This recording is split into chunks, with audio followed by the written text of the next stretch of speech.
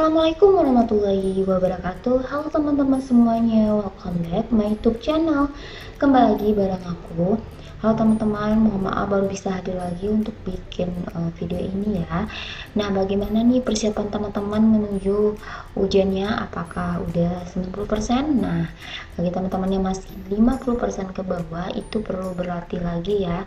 Sering-sering ikut tryout, sering-sering bahas soal, karena semakin sering kita membahas soal, kita akan juga terlatih nih mental kita dalam persiapan ujian nanti. Oke, jadi aku dapat informasi dari sepupu aku bahwa yang udah ngikutin tes ya di hari ini, katanya soalnya itu TIU-nya tuh nggak susah-susah amat ya, kebanyakan yang hitung cepat gitu ya, juga ada perbandingan senilai. Jadi mungkin teman-teman lancar-lancar lah atau banyak-banyak berlatih tentang soal hitung cepat. Soalnya kelihatan sederhana, tapi kalau teman-teman nggak tahu trik cepatnya itu bakal ngabisin waktu lama, karena dia lamanya di sana kan, dia kan perawat ya, jadi dia nggak terlalu banyak persiapannya gitu. Dan untuk TWK-nya itu memang kebanyakan analisis ya, terus juga ada pengamalan Pancasila, sikap nasionalisme ya kan, bela negara, cinta tanah air, terus juga ada soal tentang MKKY dan lain sebagainya gitu lah ya, tentang MPR juga gitu.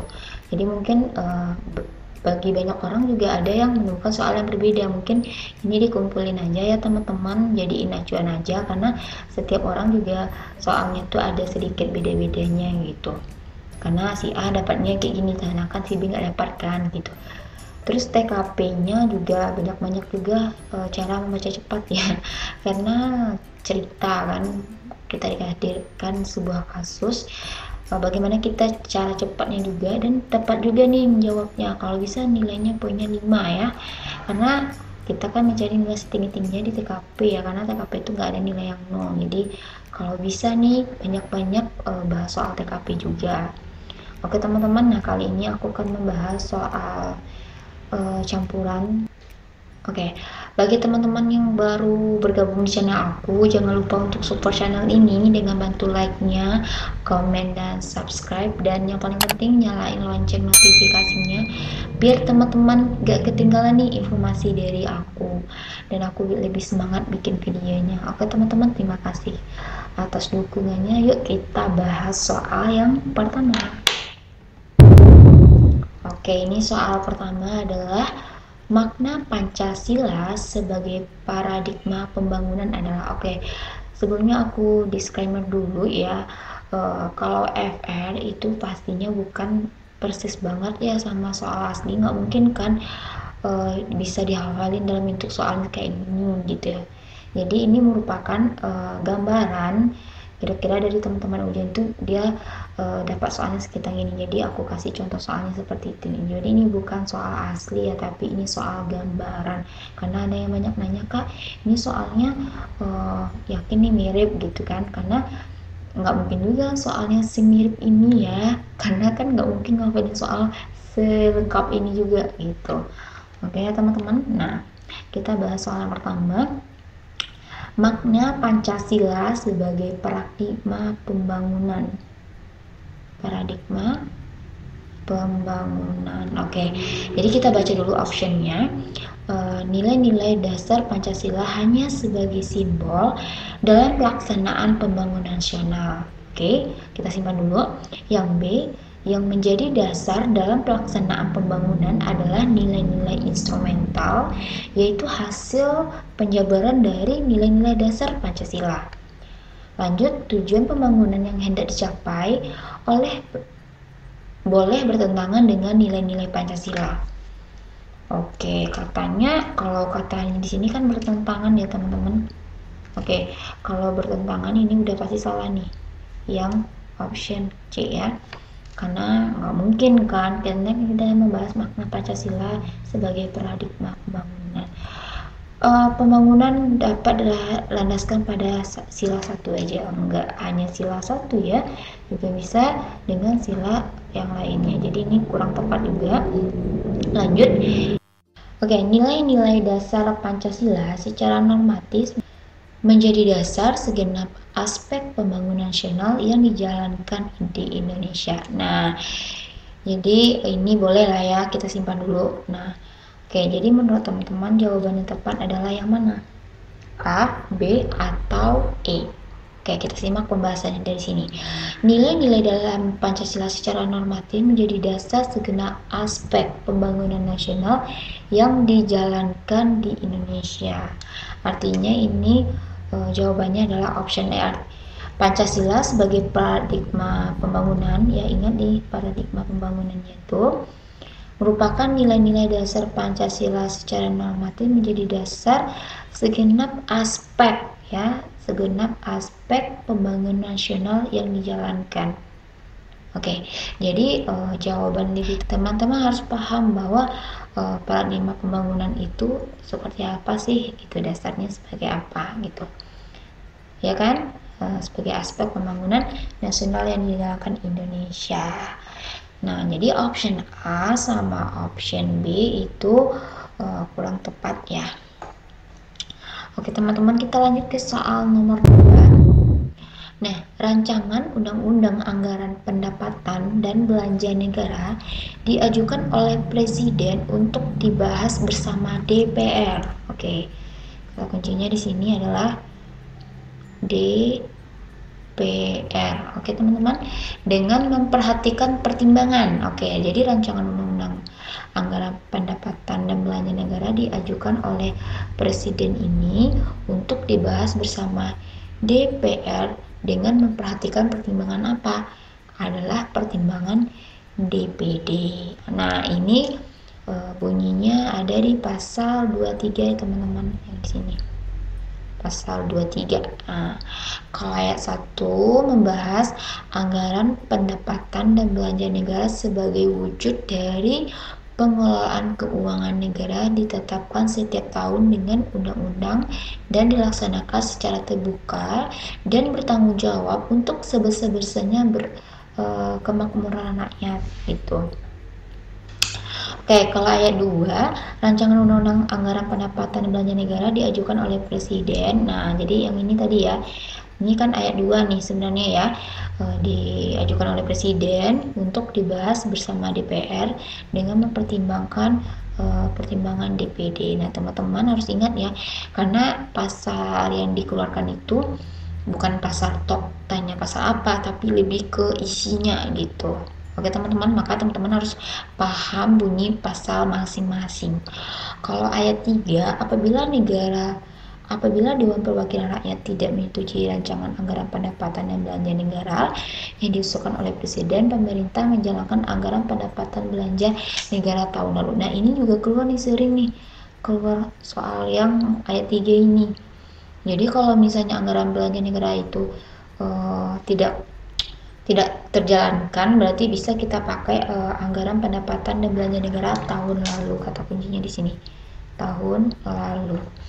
Nah, oke teman-teman, jadi teman-teman harus paham setiap pasal ini ya, kalau bisa dipahami, jangan dihafal, kalau dihafal lupa. Oke teman-teman, jadi jawabannya adalah option A. Oke, next kita lanjut ke soal nomor 3. Kucing merupakan hewan yang banyak digemari oleh orang-orang. Tak heran, karena menurut penelitian, kucing bisa menurunkan tingkat stres seseorang. Selain itu, kucing merupakan hewan yang patuh dan mudah dijinakkan. Biaya perawatan untuk seekor kucing pun dinilai tidak terlalu besar, sehingga orang-orang banyak yang memelihara kucing. Nah, nih harusnya ini titik ya teman-teman. Titik. Nah, penggalan paragraf tersebut merupakan contoh dari paragraf.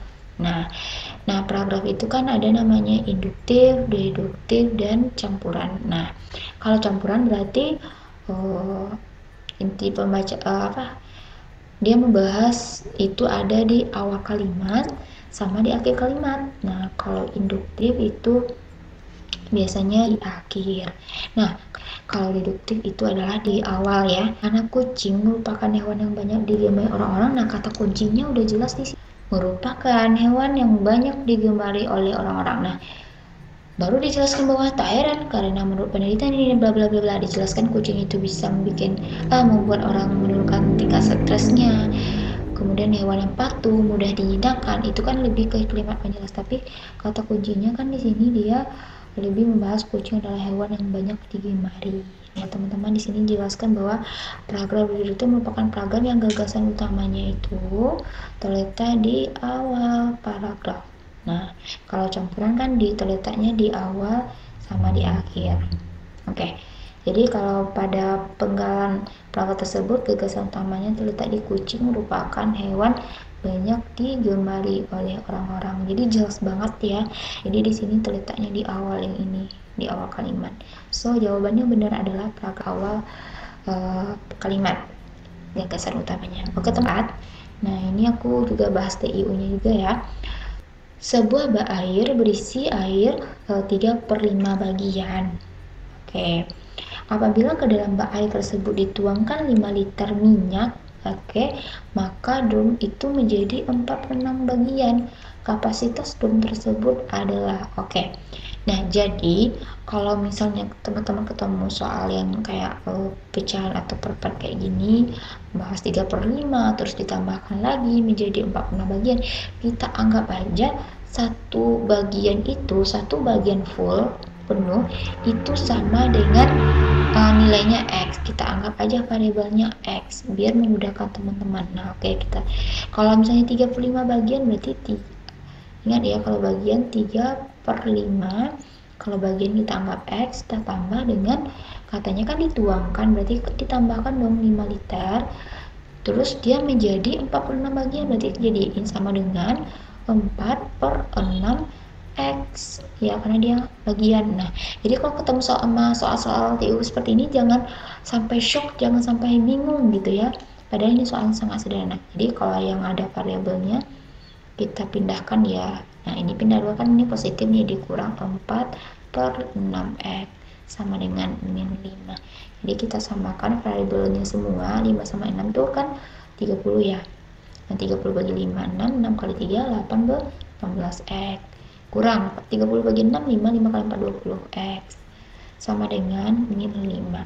So, ini kalau kita kurangi 18 X kurang 20 X min 2 X. Sama dengan, ini kali silang aja, berarti ini min 150 ya.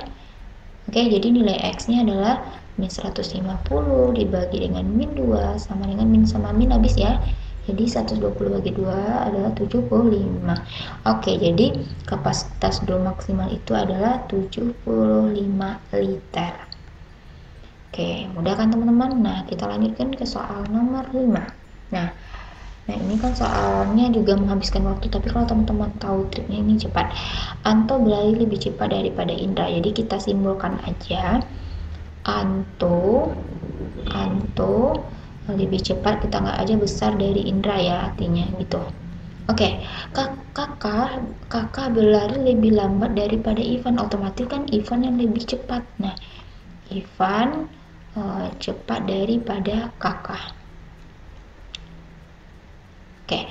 Ivan berlari lebih lambat daripada Rino, berarti Rino dong yang paling cepat karena dia lambat, berarti Rino lebih cepat daripada Ivan. Ivan berlari lebih cepat daripada Rino, berarti Indra, maksudnya ya Indra lebih cepat daripada Rino. Nah, ini Indra lebih cepat daripada Rino. Jadi urutan yang benar mulai dari yang maksudnya ini yang tercepat. Yang paling cepat. Nah, menurut teman-teman ini yang paling cepat siapa? Coba lihat variabel yang sama di sini. Lebih memudahkan kita. Nah, ini kan ada variabel Rino dan Rino, otomatis Rino lebih cepat daripada Ivan. Nah, jadi bikin Rino di sini dulu. Rino lebih cepat daripada Ivan. Tapi Indra lebih cepat daripada Rino, berarti kita bikin aja sini Indra dulu ya. Karena lebih cepat daripada Rino. Anto lebih cepat daripada Indra, berarti ada Anto di sini. Karena lebih cepat daripada Indra, berarti ini Indra Rino udah, Rino Ivan udah, Anto sama Indra udah. Ivan lebih cepat daripada kakak. Ivan lebih cepat daripada kakak, berarti kakak dong yang di akhir ya, karena Ivan lebih cepat. Nah jadi kalau diurutkan yang paling tercepat itu ada Anto, Indra, Rino, Ivan, dan kakak. Oke, jadi jawabannya adalah Anto, Indra, Rino, Ivan, dan kakak. Oke, maaf ya, ini tercoret ya, ini penjelasannya juga ada di sini. Nah, sesuaikan urutannya yang ini, yang sama yang aku jelasinnya di sini. Oke teman-teman, nah caranya seperti itu, ditaruh aja dulu jadi perbanding. Jadi cari yang sama dulu nih, kayak Rindu kan sama tadi, jadi kita bisa mengeliminasi yang lain gitu. Oke, jadi jawabannya adalah option A. Oke, next soal nomor 6, kita beralih lagi ke nasionalisme, karena ini juga keluar sikap kita atau rasa kita terhadap tanah air ya. Nasionalisme ini disebut sebagai nasionalisme organik atau nasionalisme identitas. Nasionalisme ini merupakan lanjutan dari nasionalisme etnis, di mana negara memperoleh kebenaran politik secara semula jadi hasil dari bangsa atau ras. Penjelasan di atas merupakan ciri-ciri dari nasionalisme. A. Nasionalisme kewarganegaraan, B. Romantik, C. Budaya, D. Kewarganegaraan, dan E adalah agama. Jadi dari option A sampai E, kira-kira jawabannya adalah option B. Kenapa B? Di sini aku jelasin. Pertama ada nasionalisme itu sebagai kewarganegaraan, artinya sejenis nasionalisme di mana negara memperoleh kebenaran politik dari penyertaan aktif rakyatnya, kehendak rakyat. Dan terus ada nasionalisme etnis, artinya sejenis nasionalisme di mana negara memperoleh kebenaran politik dari budaya asal atau etnis sebuah masyarakat. Dan kemudian ada nasionalisme romantik. Nah, di sini yang kita bahas ini ya. Ini yang sesuai itu. Di sini kan lanjutan dari nasionalisme etnis di mana memperoleh kebenaran politik secara semula jadi organik dari hasil bangsa atau ras menurut semangat romantisme. Jadi teman-teman harus tahu nih masing-masing dari nasionalisme ini. Terus ada nasionalisme budaya, sejenis nasionalisme juga di mana negara memperoleh kebenaran politik dari budaya bersama dan bukannya sifatnya keturunan seperti warna kulit, ras, dan sebagainya. Lalu ada nasionalisme kewarganegaraan, lalu ada keagamaan. Nah, kalau keagamaan tuh di mana negara memperoleh legitimasi politik di persamaan agama. Oke, teman-teman, jadi jawaban yang sesuai dengan pertanyaan ini adalah option B. Oke, ini sifatnya lebih kehafalan ya. Nomor 7. Mewujudkan nasionalisme yang tinggi dari segala aspek kehidupan rakyat Indonesia yang mengutamakan kepentingan nasional daripada kepentingan perorangan, kelompok, golongan, suku, bangsa, daerah merupakan tujuan dari A. Pembangunan nasional, B. Persatuan Indonesia, C. Wawasan kebangsaan, D. Wawasan Nusantara, dan E. Tujuan nasional. Jadi ini jawaban lebih tepat adalah wawasan Nusantara, yang option ini. Nah, jadi tujuan wawasan Nusantara, teman-teman bisa lihat di sini ya. Mewujudkan nasionalisme yang tinggi dari segala aspek kehidupan rakyat Indonesia yang mengutamakan kepentingan nasional, kepentingan perorangan, kelompok, golongan, suku, bangsa, dan daerah. Oke teman-teman, jadi ini nasionalismenya sangat tinggi ya, dengan mengutamakan kepentingan nasional. Oke teman-teman, jadi harus tahu nih bedanya. Jadi jawabannya adalah option D. Oke teman-teman, sekian dulu untuk 7 soal. Semoga video aku ini bermanfaat ya, bisa melatih teman-teman, berguna untuk semoga soalnya juga keluar mirip-mirip ini gitu ya teman-temannya. Tetap semangat, jangan lupa berdoa, sholat juga, minta restu sama orang tua juga ya. Oke, sekian dulu video dari aku, semoga bermanfaat dan selamat. See you on my next video. Assalamualaikum warahmatullahi wabarakatuh.